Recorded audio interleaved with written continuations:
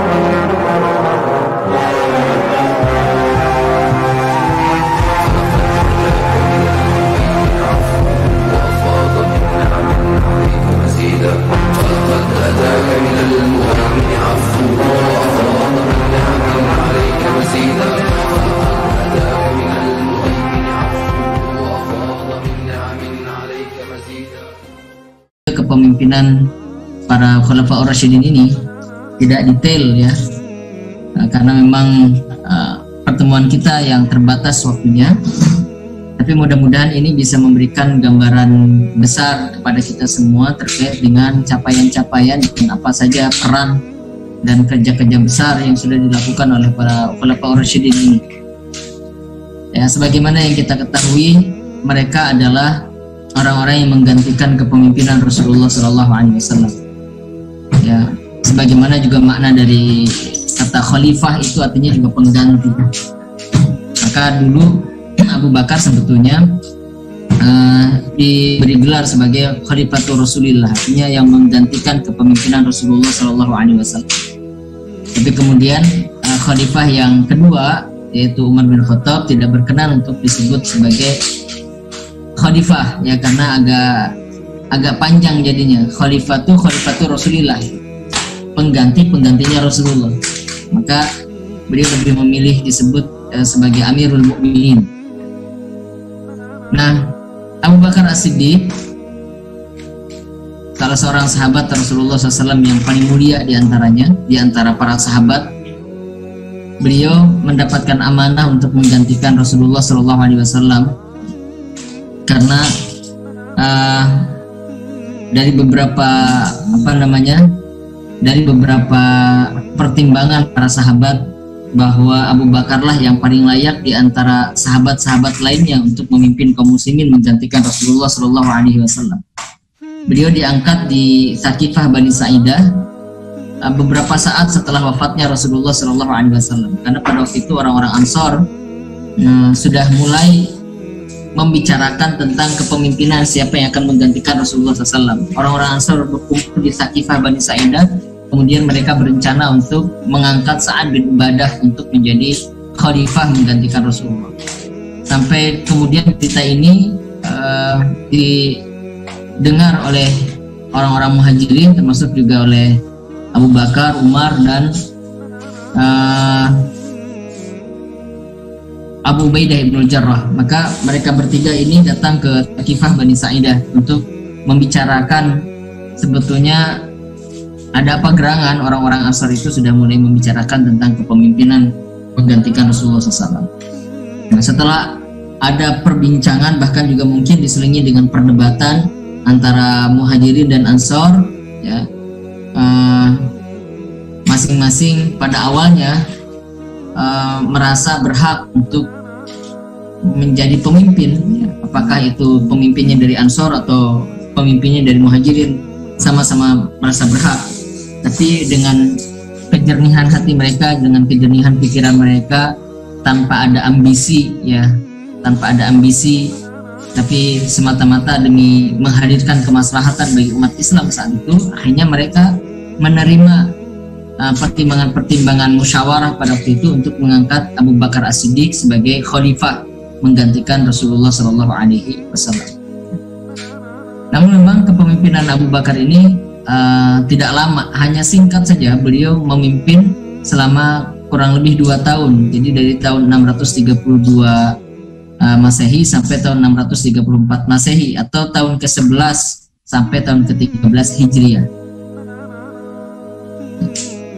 Dan di masa pemerintahannya ini tidak banyak sebetulnya sejarah bisa mencatat apa-apa saja yang sudah dilakukan oleh Abu Bakar As-Siddiq, ya, karena juga sangat singkat pemerintahan beliau itu. Tapi ada hal-hal penting yang saya kira ini menjadi kontribusi besar beliau terhadap perkembangan sejarah umat Islam di masa-masa berikutnya, untuk masa-masa berikutnya. Jadi beliau ini kita ketahui menggantikan kepemimpinan Rasulullah SAW, dan itu bukan satu hal yang mudah bagi siapapun. Ya. Rasulullah adalah seorang pemimpin yang tidak ada tandingannya tentu saja. Ya. Beliau adalah manusia terbaik. Beliau adalah seorang nabi dan rasul, bukan manusia biasa, dengan semua kelebihan, dengan semua keutamaan yang ada pada diri Rasulullah SAW. Tiba-tiba kepemimpinan beliau ini harus digantikan oleh manusia biasa.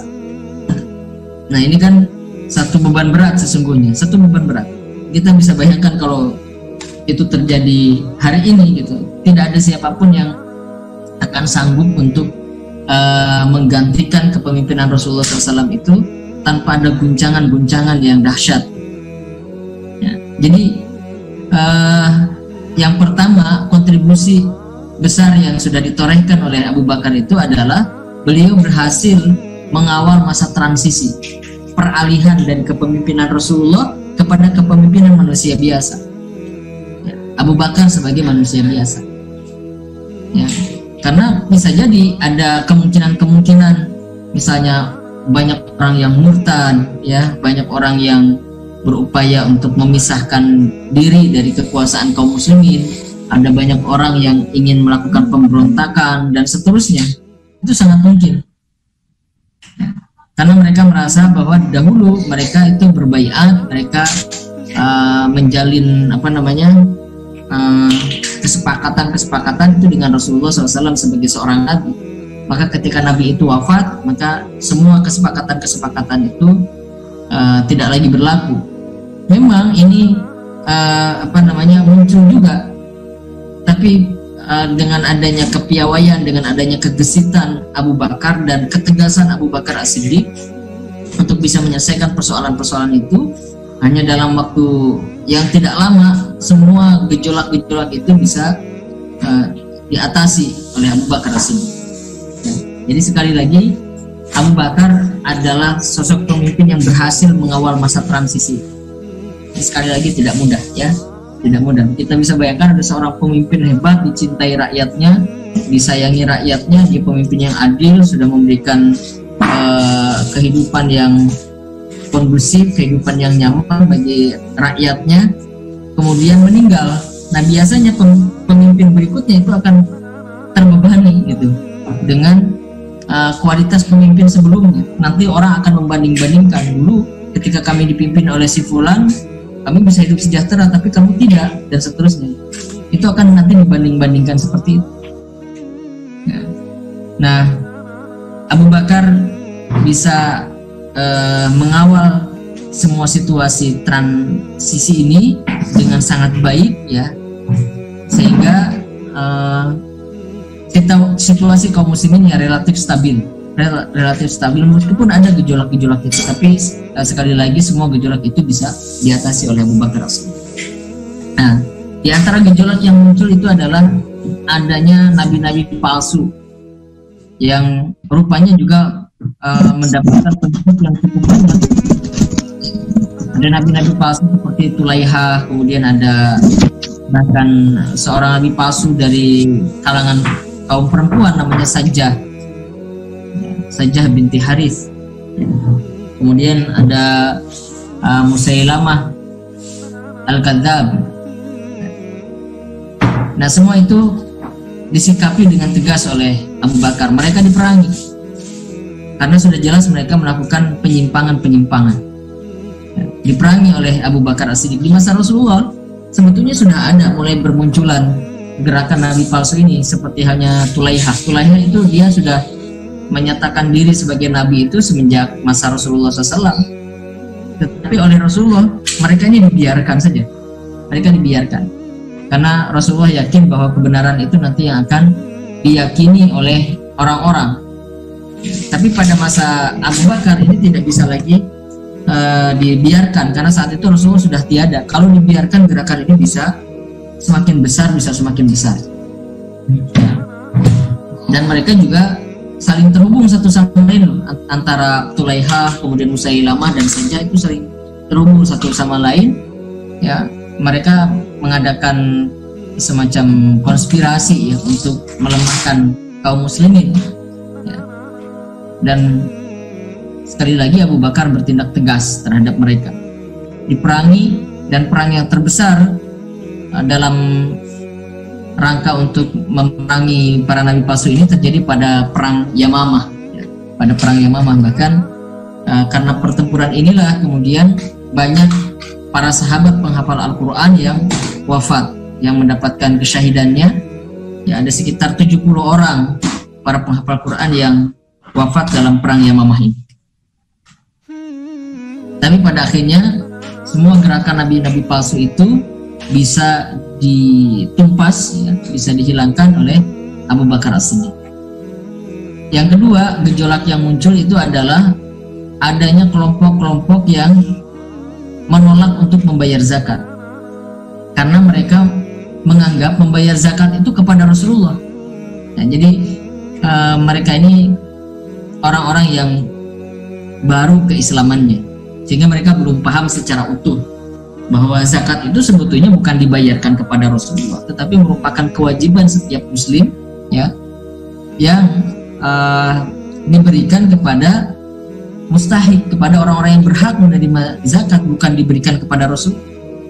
Jadi mereka menganggap saat itu membayar zakat diberikan kepada Rasulullah, sehingga ketika Rasulullah sudah tidak ada, mereka tidak lagi terbebani untuk membayar zakat. Nah, ketika ditagih, ketika akan diambil zakat dari mereka, mereka menolak, tidak mau.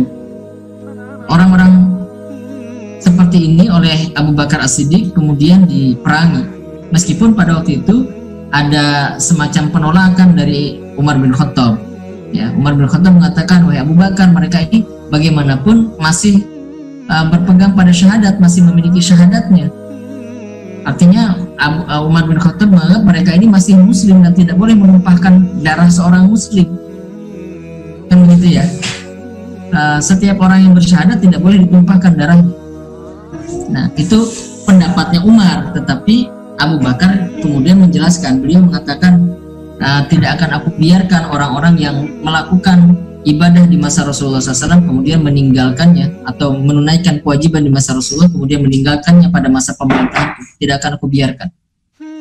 Dan sebetulnya sudah gugur syahadatnya orang-orang yang menolak zakat itu. Sudah gugur syahadatnya. Mengapa demikian? Karena zakat itu kan rukun Islam, ya. Zakat itu kan rukun Islam. Maka ketika runtuh salah satu rukunnya, yaitu zakat, maka runtuh pula juga keislamannya. Mereka tidak hanya sekedar enggan membayar zakat itu, tetapi dengan keyakinan bahwa mereka ini tidak wajib membayar zakat. Nah, maka orang-orang seperti ini keislamannya sudah gugur dan diperangi oleh Abu Bakar As-Siddiq. Nah, kelihatannya memang ada karakter yang kontradiktif, yang biasanya sering kita ketahui dari dua sosok Abu Bakar dan Umar ini. Biasanya Umar yang tegas, Abu Bakar yang toleran, yang masih menggunakan pendekatan lemah lembut, begitu. Kan biasanya begitu ya. Tapi pada kasus-kasus tertentu, termasuk juga kasus orang yang tidak mau membayar zakat ini, ya, itu berkebalikan. Umar bin Khattab jadi melembut, sedangkan Abu Bakar jadi lebih tegas, gitu. Ya, Abu Bakar jadi lebih tegas, Umar bin Khattab jadi lebih lembut. Jadi memang unik ya kedua sahabat Rasulullah SAW ini. Ya, mereka saling melengkapi satu sama lain. Mereka sering terlihat melengkapi satu sama lain. Kemudian Kemudian Abu Bakar juga berhasil untuk menjaga masa kepemimpinannya dari disintegrasi, ya, karena ada beberapa kabilah yang pada awalnya mereka setia kepada kepemimpinan kaum muslimin, mulai akan mengingkari, ya, kesepakatannya dengan Rasulullah SAW sebelumnya, ya kan? Jadi pada waktu itu yang berada di bawah pemerintahan kaum muslimin di Jazirah Arab pada waktu itu tidak semuanya muslim, ada beberapa juga yang non muslim, ya. Nah, artinya mereka orang-orang yang mengikat kerjasama atau mengikat kesepakatan damai, atau mereka tunduk, ya, pada pemerintahan Islam, tapi mereka bukan muslim. Ada beberapa kabilah yang statusnya begitu. Nah, ketika Rasulullah SAW wafat, mereka sudah mulai akan mengingkari, akan memutus kerjasama atau kesepakatan yang dulu mereka lakukan dengan Rasulullah SAW. Mereka merasa dulu kami melakukan ini dengan Muhammad, sekarang Muhammad tidak ada, maka kami berhak untuk melepaskan diri, kira-kira begitu. Tapi oleh Abu Bakar, tindakan-tindakan seperti ini juga segera diatasi, sehingga terhindar dari ancaman disintegrasi. Nah, kemudian yang terakhir, peran besar Abu Bakar selama pemerintahannya itu adalah mempromulgasi Al-Quranul Karim, atau menjadikan Al-Quran sebagai satu jilid utuh, membukukan Al-Quranul Karim. Ini latar belakangnya adalah karena adanya peristiwa Perang Yamamah yang saya sebutkan tadi, bahwa di Perang Yamamah itu ada banyak para sahabat penghafal Quran yang syahid, yang wafat dalam perang itu. Maka kemudian Umar bin Khattab radhiyallahu an menyarankan kepada Abu Bakar untuk membukukan Al-Quran. Pada awalnya ditolak oleh Abu Bakar karena Abu Bakar mengatakan, saya tidak akan melakukan sesuatu yang tidak dilakukan oleh Rasulullah SAW. Saya tidak akan melakukan sesuatu yang tidak dilakukan oleh Rasulullah. Rasulullah tidak membukukan Al-Quran, tidak mengumpulkannya menjadi satu jilid. Oleh sebab itu Abu Bakar menolak usulan Umar bin Khattab ini. Tetapi setelah Umar bin Khattab menyampaikan alasan-alasannya, rasionalisasinya, terus menerus disampaikan kepada Abu Bakar, akhirnya Abu Bakar dapat menerima. Maka mulailah proyek pembukuan Al-Quran ini dilakukan di masa pemerintahan Abu Bakar As-Siddiq.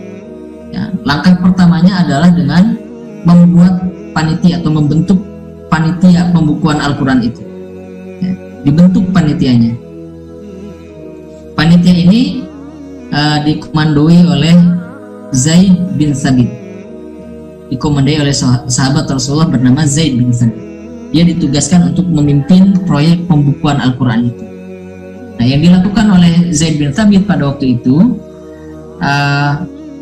mengumpulkan seluruh sumber yang berkaitan dengan Al-Quran, setidaknya dari 3 sumber, ya, dari 3 sumber. Pertama, sumbernya dari para penulis resmi Rasulullah SAW. Jadi Rasulullah itu memiliki penulis resmi, artinya mereka yang secara langsung ditunjuk oleh Rasulullah SAW untuk menuliskan firman-firman Allah Subhanahu Wa Taala yang turun kepadanya. Jadi dalam sejarah itu disebutkan Rasulullah ketika menerima wahyu, baru saja menerima wahyu, Rasulullah kemudian memanggil salah seorang sahabat atau beberapa sahabat. Kemudian Rasulullah memerintahkan, do hadhil ayah ba'da hadhil ayah fi hadhihi surah. Letakkan ayat ini setelah ayat ini di dalam ayat ini, di dalam surah ini. Letakkan ayat ini setelah ayat ini di dalam surah ini. Dibacakan ayatnya, jadi didiktekan oleh Rasulullah, dibacakan, kemudian ditulis oleh para sahabat itu. Ini yang disebut sebagai para penulis resmi. Jumlahnya ada sekitar 60 orang. Jadi sebetulnya cukup banyak orang-orang yang ditunjuk, yang pernah ditunjuk oleh Rasulullah SAW untuk menuliskan wahyu.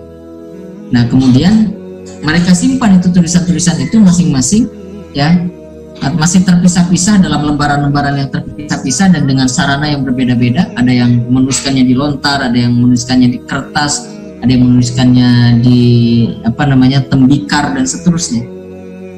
Karena sarana yang terbatas saat itu, ya. Nah, kemudian sumber yang kedua adalah dikumpulkan dari penulis tidak resmi atau penulis independen, yaitu orang-orang yang memang tanpa diperintahkan oleh Rasulullah SAW, mereka atas inisiatif pribadi ketika mendengar wahyu dibacakan oleh Rasulullah SAW mereka menuliskannya. Jadi ini inisiatif masing-masing. Ada juga mereka yang memiliki lembaran-lembaran itu. Nah, oleh Zaid bin Thabit, siapapun yang memiliki lembaran-lembaran Al-Quran itu, ya, diminta untuk dikumpulkan. Sudah dua sumber itu ya, dari penulis resmi dan dari penulis tidak resmi atau penulis independen. Yang ketiga, sumber yang dikumpulkan oleh Zaid bin Thabit adalah dari hafalan para sahabat. Dari hafalan para sahabat, beberapa sahabat yang hafalannya banyak atau bahkan yang sudah hafal seluruh Al-Quran itu dikumpulkan dan disetorkan hafalannya, kemudian dicocokkan dengan tulisan-tulisan para penulis resmi dan penulis independen tadi. Nah, sehingga dengan semua ikhtiar itu ya, tidak dimungkinkan adanya kekurangan-kekurangan, karena semua upaya itu sudah dilakukan oleh Zaid bin Thabit untuk menjaga originalitas Al-Quran, dan Allah sebetulnya juga sudah menjamin ya, inna nahnu nazzalna dzikra wa nahnu lahu lahafizun. Ya, Allah yang akan menjaga Al-Quran itu. Ya, sebetulnya Allah yang menggerakkan semuanya. Zaid bin Thabit dan seluruh panitia itu hanya hanya orang-orang yang melaksanakan janji dari Allah Subhanahu wa taala itu. Jadi kita harus yakin ya, jangan sampai ada ketidakyakinan dalam diri kita. Al-Quran sekarang ini sudah mengalami distorsi gitu. Bahkan dalam kajian-kajian yang sifatnya arkeologis itu sudah dibuktikan. Misalnya satu karya yang ditulis oleh Al-A'zami, ada History Quranic Text kalau tidak salah judulnya. Saya punya bukunya, ada History of Quranic Text. Jadi sejarah teks Al-Quran itu dijelaskan di situ menurut penemuan-penemuan arkeologi ya dari berbagai zaman yang ada, bahwa bisa dibuktikan dengan sangat yakin Al-Quran yang kita baca hari ini adalah Al-Quran yang dahulu dibaca oleh kaum muslimin pada masa Rasulullah SAW. Jadi tidak ada perbedaannya sama sekali. Ya, baik. Nah, ini kerja-kerja besar yang dihasilkan pada masa pemerintahan Abu Bakar As-Siddiq. Sekali lagi, karena tidak lama ya pemerintahan Abu Bakar As-Siddiq ini hanya berlangsung 2 tahun, maka beberapa catatan itu saja yang secara garis besar bisa kita dapatkan di dalam sejarah. Kemudian Abu Bakar mengalami sakit keras sebelum beliau wafat, dan saat itu pada saat sakitnya beliau mengumpulkan beberapa orang sahabat. Kemudian beliau bertanya kepada para sahabat itu, kata Abu Bakar, bagaimana kalau aku menunjuk Umar bin Khattab untuk menggantikanku? Bagaimana menurut kalian kalau aku menunjuk Umar bin Khattab untuk menggantikanku, kata Abu Bakar. Para sahabat terkejut pada waktu itu, karena para sahabat tahu bagaimana sikapnya Umar ya, yang betul-betul keras, ya, tegas gitu. Dan itu berbeda sama sekali dengan sikapnya Rasulullah dan Abu Bakar. Abu Bakar itu sudah dianggap orang yang betul-betul memiliki hati yang lemah lembut, ya, penuh kasih sayang gitu, sebagaimana juga Rasulullah SAW. Nah, tapi Umar kan tidak begitu, berbeda sama sekali karakternya dengan Abu Bakar. Nah, inilah yang kemudian diragukan oleh para sahabat. Kata mereka, bagaimana mungkin kami bisa bertahan dengan sikap kerasnya Umar bin Khattab, kata mereka. Wahai Abu Bakar, bagaimana mungkin kami bisa bertahan? Apa jawaban Abu Bakar pada waktu itu? Tidak, Umar bin Khattab itu tidak keras, tapi sikapnya itu adalah di dalam rangka untuk menutupi kekurangan diriku yang lemah, kata Abu Bakar gitu. Jadi ini yang tadi saya sampaikan, mereka ini saling melengkapi satu sama lain, dan para sahabat pada umumnya begitu. sehingga mereka ini menyikapi perbedaan itu bukan sesuatu yang menjadi masalah gitu, bahkan menjadi sesuatu yang bisa menjadi potensi besar karena bisa saling melengkapi. Itulah yang disampaikan oleh Abu Bakar As-Siddiq. Umar itu bersikap tegas, bersikap keras begitu, kata Abu Bakar, karena dia ingin menutupi kekurangan diriku sebagai pemimpin yang seringkali lemah, maka harus ada yang keras, harus ada yang tegas, kira-kira begitu.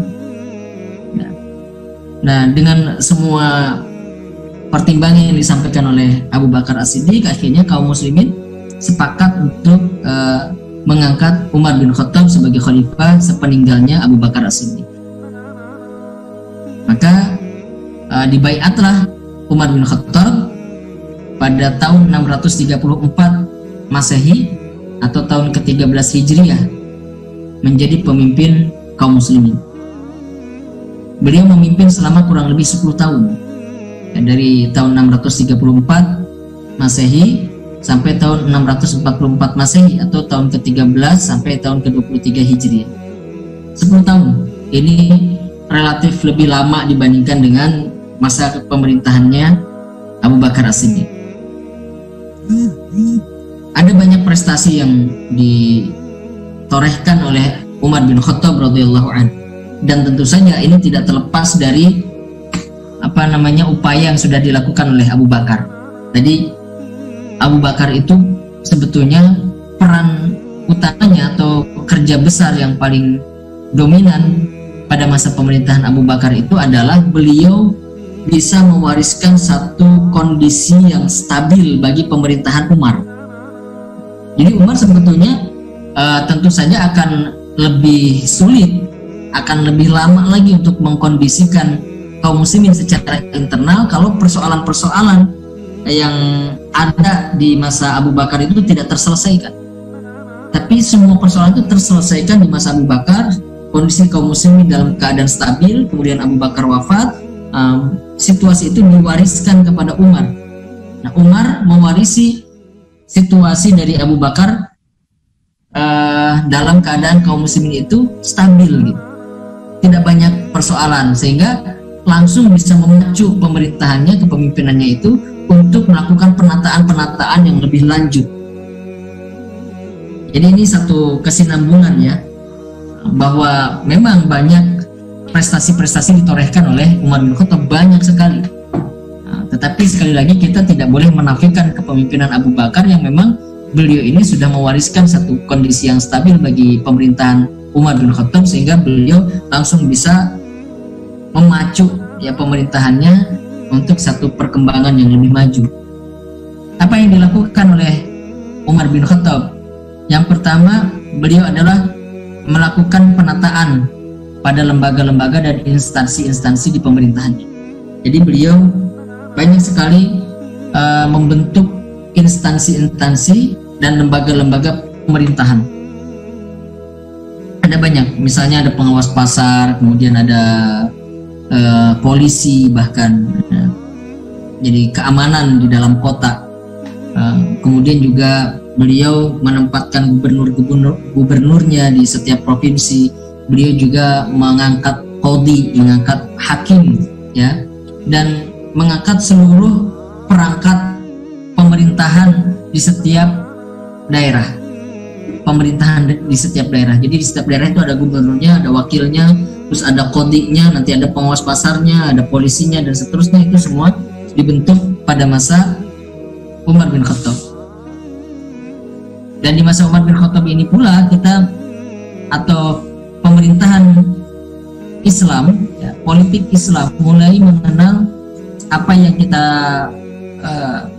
pahami sekarang sebagai trias politika. Jadi ada kekuasaan eksekutif, kekuasaan legislatif, dan kekuasaan yudikatif.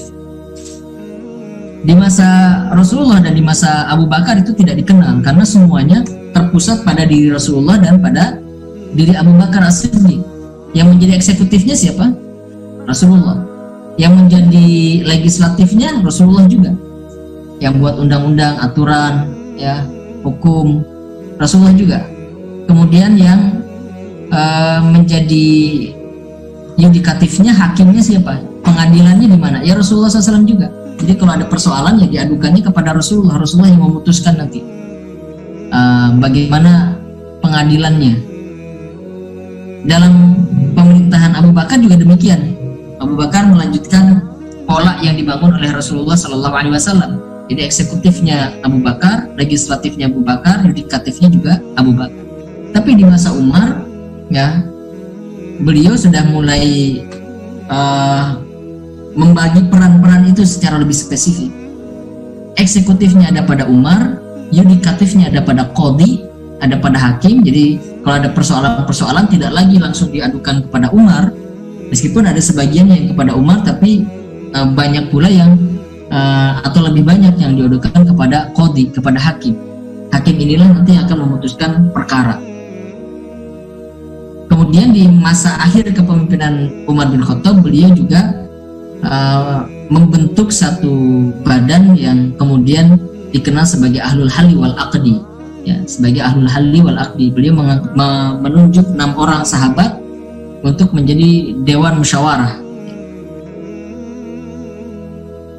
Salah satu tugasnya adalah mengangkat khalifah. Siapa yang akan menjadi khalifah berikutnya, nah itu dimusyawarahkan oleh Ahlul Halli wal Aqdi. Nah, ini lembaga eksekutif, legislatif, dan yudikatifnya perannya dipisah sejak masa pemerintahan Umar bin Khattab. Nampaknya memang Umar bin Khattab ini juga banyak mengadopsi sistem pemerintahan dari Romawi maupun dari Persia. Jadi beliau ini adalah orang yang rasa penasarannya sangat tinggi. Kemarin saya lupa apakah pernah saya sampaikan atau belum ya. Jadi Umar itu memang sangat tertarik ya dengan persoalan-persoalan yang sifatnya bisa menumbuhkan wawasan gitu. Salah satu buktinya adalah ketika beliau dagang ke negeri Syam, sebagaimana anak-anak muda pada masanya saat itu, lazimnya orang-orang Quraisy itu mereka berdagang ke Syam. Tapi Umar lain. Ketika beliau sampai di Syam, beliau tidak fokus untuk berdagang, tetapi justru beliau tinggalkan perdagangannya, beliau berjalan-jalan tuh di negeri Syam. Beliau lihat gedung-gedungnya di negeri Syam bagaimana, masyarakatnya seperti apa, tradisinya bagaimana, budayanya bagaimana, dia perhatikan gitu. Beliau lebih tertarik dengan itu daripada perdagangan. Padahal biasanya orang-orang Quraisy lebih tertarik pada perdagangan. Tapi Umar bin Khattab tidak terlalu tertarik pada perdagangan, tapi lebih penasaran dengan budaya, tradisi, ataupun hal-hal lainnya dari dari peradaban sebuah bangsa. Maka ketika beliau menjadi pemimpin, tidak segan beliau untuk mengadopsi sistem-sistem yang sudah dijalankan oleh peradaban-peradaban besar sebelumnya seperti Romawi dan Persia. Diadopsi, dan itu dalam Islam juga tidak ada persoalan selama tidak bertentangan dengan syariat. Ya. Kemudian yang kedua yang dilakukan oleh Umar bin Khattab adalah beliau banyak sekali melakukan futuhat atau pembebasan wilayah, perluasan wilayah kekuasaan. Perluasan wilayah kekuasaan. Jadi di masa Umar bin Khattab hampir seluruh wilayah Jazirah Arab ditaklukkan sampai ke Yaman. Kemudian juga hampir seluruh wilayah di Syam itu sudah ditaklukkan oleh kaum muslimin. Persia ditaklukkan, Romawi juga ditaklukkan. Ya. Hampir seluruh wilayah Syam itu sudah ditaklukkan oleh pasukan kaum muslimin. Persia ditaklukkan pada perang Qadisiyah. Pada perang Qadisiyah. Kemudian sudah sampai juga ke benua Afrika, ya, ke Mesir. Mesir juga ditaklukkan pada masa pemerintahan Umar bin Khattab. Jadi sangat luas wilayah kekuasaannya. Syam saja sekarang itu kan sudah terbagi menjadi 4 negara wilayah Syam itu: Yordan, Suriah, Libanon, dan Palestina. Jazirah Arab juga sekarang sudah terbagi-bagi menjadi beberapa negara. Kemudian ditambah lagi beberapa wilayah taklukan yang ada di Afrika, salah satunya Mesir. Jadi sudah sangat luas wilayah kekuasaannya pada masa Umar bin Khattab karena futuhat, adanya penaklukan. Dan ini bukanlah atas dasar ambisi kekuasaan, tetapi atas dasar misi rahmatan lil alamin. Karena Islam itu adalah ajaran yang disiapkan oleh Allah Subhanahu wa taala untuk seluruh umat manusia. Sebagaimana Rasulullah yang merupakan nabi dan rasul bagi seluruh alam semesta, bagi seluruh manusia. Wa ma arsalnaka illa kafatan linnas, kata Allah kan begitu. Tidaklah kami mengutusmu wahai Muhammad kecuali untuk seluruh umat manusia. Wa ma arsalnaka illa rahmatan lil alamin, tidaklah kami mengutusmu wahai Muhammad kecuali untuk menjadi rahmat bagi semesta alam. Jadi Rasulullah itu adalah satu-satunya nabi dan rasul yang tugasnya untuk seluruh umat manusia. Ruang lingkup tugasnya adalah seluruh umat manusia, lintas bangsa, lintas ras, lintas suku, lintas bahasa. Berbeda dengan nabi-nabi sebelumnya. Kalau nabi-nabi sebelumnya diutus hanya untuk satu kaum tertentu saja. Ada yang diutus untuk kaum Samud, ada yang diutus kaum Samud itu Nabi Saleh ya. Ada yang diutus kepada kaum Ad saja, ada yang diutus kepada Bani Israel saja, ada yang diutus kepada kaum Sodom saja, ada yang diutus kepada orang-orang Baalbek saja, orang-orang Baal ya di Irak dan seterusnya. Ya, setiap nabi hanya bertanggung jawab terhadap satu kelompok saja, satu kaum tertentu saja. Tapi Rasulullah adalah satu-satunya yang ditugaskan untuk menyampaikan dakwahnya kepada seluruh umat manusia. Nah, maka tugas para Khulafaur Rasyidin, tugas para sahabat itu untuk melanjutkan misi dakwah Rasulullah SAW. Jadi dakwahnya tidak sebatas hanya untuk orang Arab saja. Kalau untuk orang Arab saja ya sudah, ketika Jazirah Arab itu sudah dikuasai, ya tidak perlu ada futuhat, tidak perlu ada pembebasan wilayah. Ya sudah cukup, artinya sudah menang di situ. Tetapi karena misi Rasulullah itu adalah misi universal, misi untuk seluruh umat manusia, maka harus disampaikan ajaran Islam ini ke berbagai belahan dunia. Ya, maka itulah tugas para sahabat berikutnya. Tugas para pemimpin berikutnya adalah menyampaikan agama Islam ini ke Afrika, ya, bahkan ke Eropa, dan itu yang harus dilakukan. Dan sekali lagi, futuhat ini landasannya bukanlah ambisi kekuasaan, tetapi karena dakwah.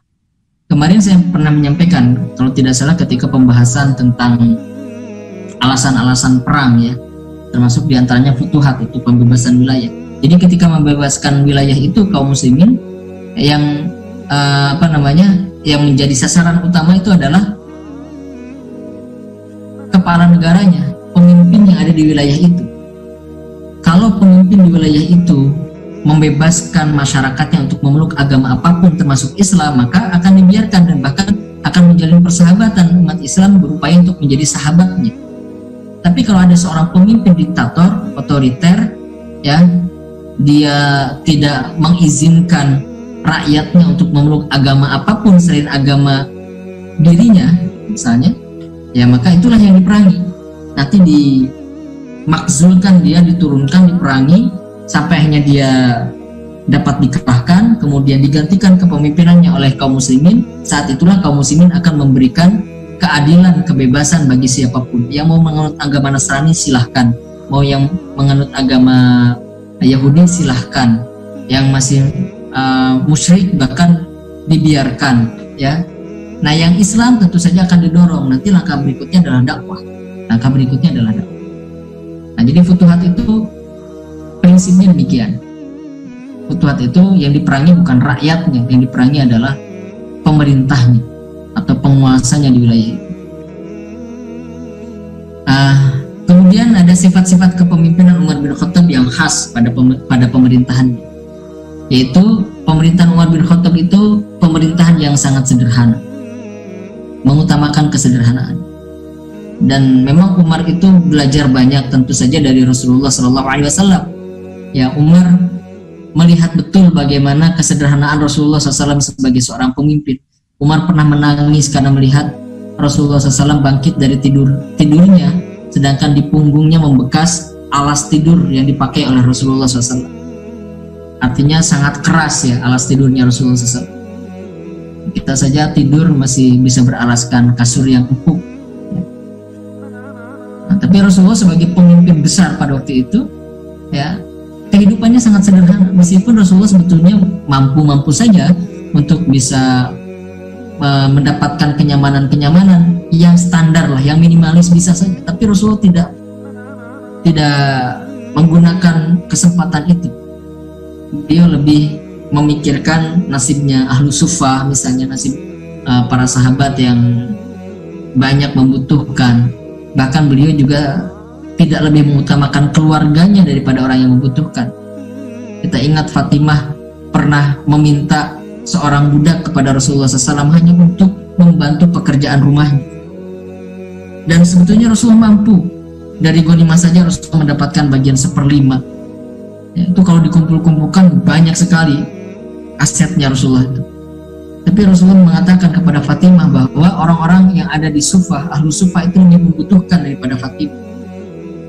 Artinya kepada keluarganya sendiri Rasulullah SAW tidak lebih mendahulukan dalam persoalan materi, tetapi kepada orang yang paling membutuhkan, ya Rasulullah mendahulukan mereka itu. Nah, jadi Umar bin Khattab itu meniru betul kepemimpinan yang sederhana dari Rasulullah SAW. Ada ungkapan yang sangat masyhur ya dari siapa? Kasman Singodimejo. Ya. Ini kita melompat ke sejarah Indonesia ya. Ungkapan dari Kasman Singodimejo itu adalah Leiden is Leiden. Nah, ini tulisannya berbeda. Ini bahasa Belanda, tulisannya berbeda, tapi pengucapannya sama. Leiden is Leiden. Jadi menarik ini ungkapan ini. Artinya adalah memimpin itu menderita. Kata Kasman Singodimejo itu memimpin itu menderita. Dan kalau memimpin kok senang-senang, nah berarti kelihatannya ada yang salah. Dan Umar bin Khattab itu sudah menjiwai betul sebagai seorang pemimpin bahwa Leiden is Leiden itu betul-betul tidak hanya sebagai sebuah slogan atau ungkapan saja, tetapi menjadi karakter kepemimpinan Umar bin Khattab. Ya, Umar bin Khattab ketika berhasil menaklukkan Persia pada perang Qadisiyah, itu kan seluruh harta dari istana Persia itu dikumpulkan, seluruh harta benda kekayaan dari bangsa Persia itu dikumpulkan, jadikan satu menjadi ghanimah. Dan saat itu Umar bin Khattab hadir di sana, melihat ghanimah yang sebegitu besarnya dan nilainya yang luar biasa fantastis saat itu, tentu saja karena emas di mana-mana gitu, bahkan mahkota, gelang-gelangnya, perhiasan-perhiasannya Raja Kisra itu semua menjadi ghanimah. Singgasananya Kisra, istananya Kisra itu semuanya menjadi milik kaum muslimin, menjadi ghanimah. Tapi apa yang dikatakan oleh Abu Bakar, oleh Umar bin Khattab? Umar bin Khattab mengatakan, ya Allah, andaikan semua ini kebaikan, seharusnya yang paling layak untuk mendapatkan semua ini adalah Rasulullah atau Abu Bakar, karena aku tidak lebih baik daripada mereka. Andai ini kebaikan, justru aku khawatir bahwa semua inilah yang akan memisahkanku dari kedua kekasihku, yaitu Rasulullah dan Abu Bakar. Jadi Umar bin Khattab itu tidak malah senang gitu ya, melihat kemewahan, melihat kekayaan harta benda di hadapan matanya, itu tidak senang, justru sangat khawatir.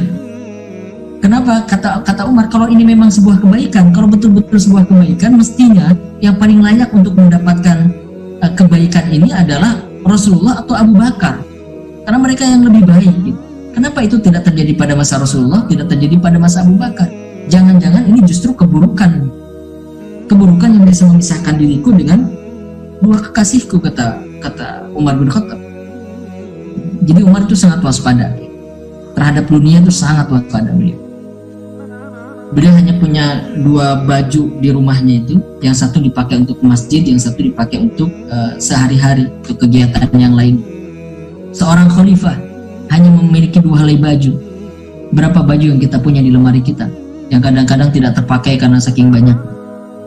Ya, kadang-kadang tidak terpakai saking banyak.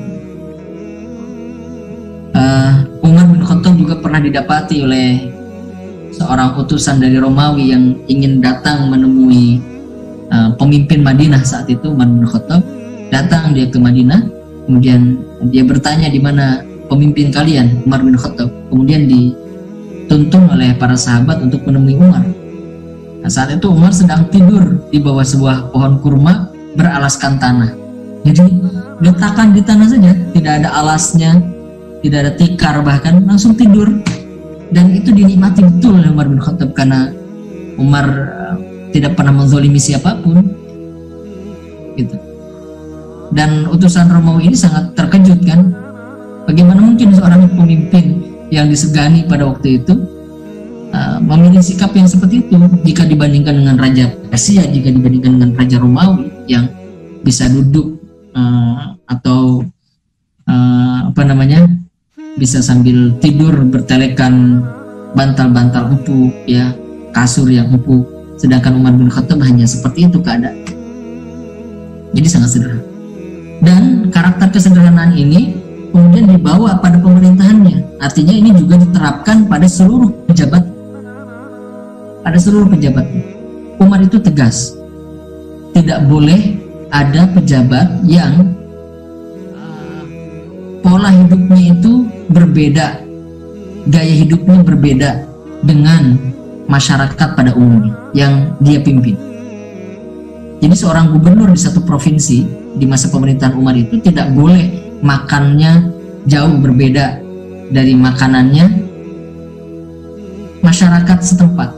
Tidak boleh pakaiannya jauh lebih mewah, tidak boleh. Tidak boleh rumahnya jauh lebih megah, tidak boleh. Harus sama.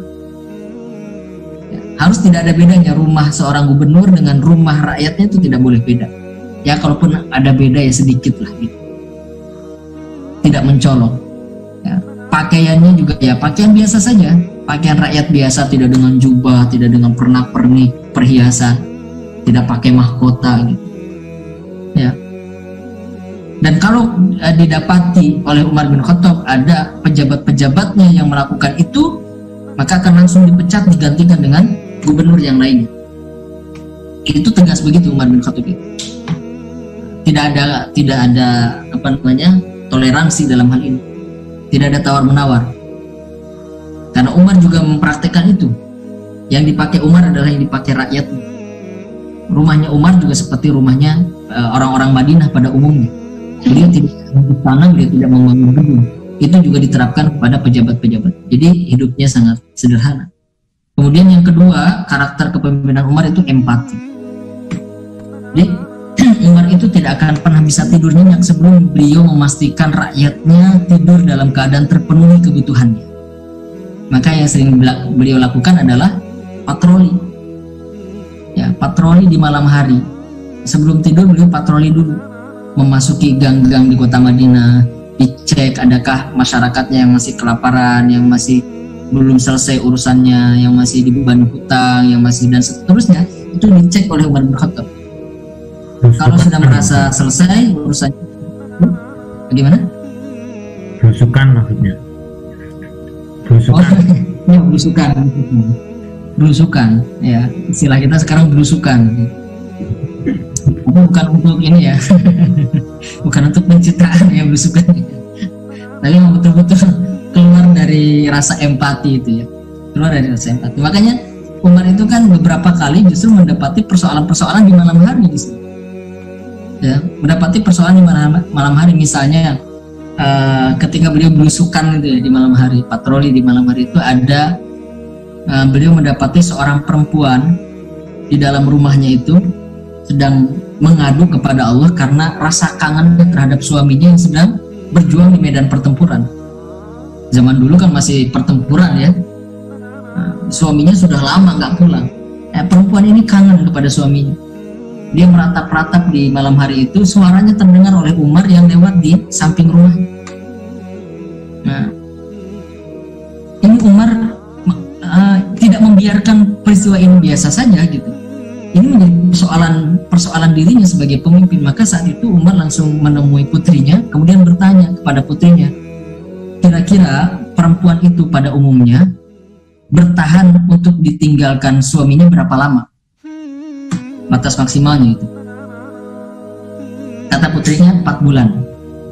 4 bulan. Kalau sudah 4 bulan sudah nggak tahan ya. Sudah nggak tahan perempuan itu ditinggalkan suami. 4 bulan kata istri. Nah, dengan adanya peristiwa inilah kemudian Umar bin Khattab langsung mengeluarkan kebijakan beliau.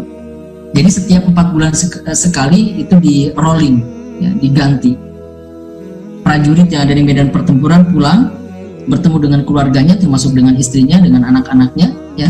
Kemudian diganti dengan prajurit yang baru. Nanti seperti itu, prajurit yang sudah bertugas selama 4 bulan digantikan lagi dengan yang baru.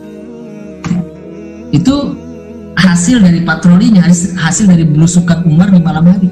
Itu persoalan yang tidak ada kaitannya dengan materi sebetulnya, tapi persoalan yang berkaitan dengan perasaan, dan itu pun juga diperhatikan.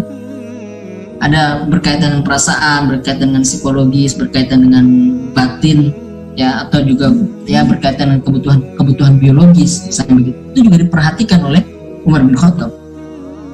Nah, apalagi persoalan-persoalan yang berkaitan dengan materi, yang itu menyangkut tanggung jawab tugas Umar bin Khattab untuk memberikan kesejahteraan, keadilan kepada masyarakatnya.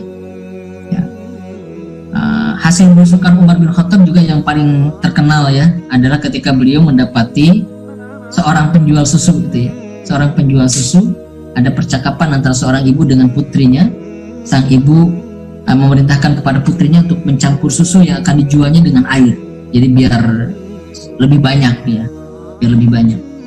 Kata putrinya, Amirul Mukminin melarang kita, wahai ibu, melarang kita. Kata ibunya, kan Amirul Mukminin tidak melihat kita. Tapi putrinya mengatakan, tetapi Tuhannya Amirul Mukminin melihat kita. Nah, itu didengar betul oleh Umar bin Khattab. Didengar betul oleh Umar bin Khattab, dan beberapa hari setelahnya Umar bin Khattab mendatangi rumah itu dengan membawa putranya, kemudian dinikahkan dengan anak gadis itu. Ya. Kenapa? Karena Umar bin Khattab menyimpulkan bahwa si perempuan ini muraqabahnya itu sangat bagus, sangat kuat muraqabahnya, merasa diawasi oleh Allah, sehingga dia wanita solihah, dan anaknya ini harus mendapatkan wanita solihah seperti itu. Nah, nanti kemudian hari kan keturunan dari Asim ini ya, turunan dari Asim, putra-putranya Umar bin Khattab yang menikah dengan perempuan tadi itu melahirkan Umar bin Abdul Aziz. Nah, keturunannya melahirkan Umar bin Abdul Aziz. Jadi pemimpin yang seperti ini kan yang kita butuhkan, yang berempati, yang terus yang ada dalam pikirannya itu adalah umat. Bagaimana dia tidak bisa tidur ya sebelum memastikan masyarakatnya, rakyatnya dalam keadaan terpenuhi kebutuhan. Umar bin Khattab itu pernah mengatakan begini, bagaimana aku bisa tidur? Kalau aku tidur di malam hari, sesungguhnya aku telah melalaikan Tuhanku, telah melalaikan Allah. Kalau aku tidur di siang hari, aku telah melalaikan rakyatku. Jadi kalau tidur di malam hari itu melalaikan Allah, kalau tidur di siang hari melalaikan rakyatnya. Jadi kapan tidurnya? Ya sedikit saja tidurnya. Pemimpin yang tidak bisa tidur karena hari-harinya disibukkan untuk mengurusi umat. Ya. Nah, tapi kemudian Umar bin Khattab setelah 10 tahun memimpin, beliau akhir hidupnya dibunuh, ya, dibunuh oleh seorang Persia namanya Abu Lu'lu'ah, dikenal dengan Abu Lu'lu'ah. Nama aslinya Fairuz, dia berasal dari Persia. Ada dua versi, ada dua pendapat yang menjadi sebab Fairuz ini membunuh Umar bin Khattab. Dia mengatakan karena balas dendam. Dia tidak rela negeri Persia itu ditaklukkan oleh Umar bin Khattab, oleh kaum muslimin, tidak rela. Maka ketika ada kesempatan pada saat sholat subuh, Umar bin Khattab pada waktu itu memimpin sholat, mengimami kaum muslimin. Fairuz ini datang dari belakang membawa belati, kemudian ditusukkan 6 kali tusukan kepada Umar bin Khattab. Ya, salah satunya mengenai pinggulnya Umar bin Khattab. Itu yang paling parah, ya, itu yang paling parah. Nah, versi yang kedua dia mengatakan bahwa ini persoalan pajak yang melandasi atau menyebabkan Fairuz ini membunuh Umar bin Khattab karena persoalan pajak. Nah, jadi Fairuz merasa pajak yang dibebankan oleh tuannya kepada dirinya itu terlalu tinggi, ya, terlalu tinggi. Padahal menurut Umar itu ya standar saja. Jadi Fairuz datang kepada Umar mengadukan, ini pajak saya terlalu tinggi, tuan saya memberikan pajak kepada saya atau membebankan pajak kepada saya terlalu tinggi. Tapi berapa memang, apa pekerjaanmu, berapa pajaknya? Nah, kata Umar itu standar saja, memang pada umumnya begitu, segitulah pajaknya gitu. Nah, dia tidak terima. Ya, Abu Lu'lu'ah ini tidak terima. Dia marah dan kemudian membunuh Umar bin Khattab. Jadi dua versi itu ya, alasan Abu Lu'lu'ah membunuh Umar bin Khattab itu. Ya, tapi pada intinya dia bukan seorang muslim. Ya, karena ketika Umar itu setelah ditusuk, beliau bertanya kepada para sahabat, siapa yang tadi menusukku? Kata Umar begitu. Disebutkan Abu Lu'lu'ah, ya, Abu Lu'lu'ah Fairuz. Oh, aku bersyukur kepada Allah karena yang menusukku itu bukan seorang muslim. Ya, bukan seorang muslim. Artinya dia pura-pura saja sebagai muslim, datang ke Madinah dari Persia, datang ke Madinah kemudian membunuh Umar bin Khattab. Nanti lain halnya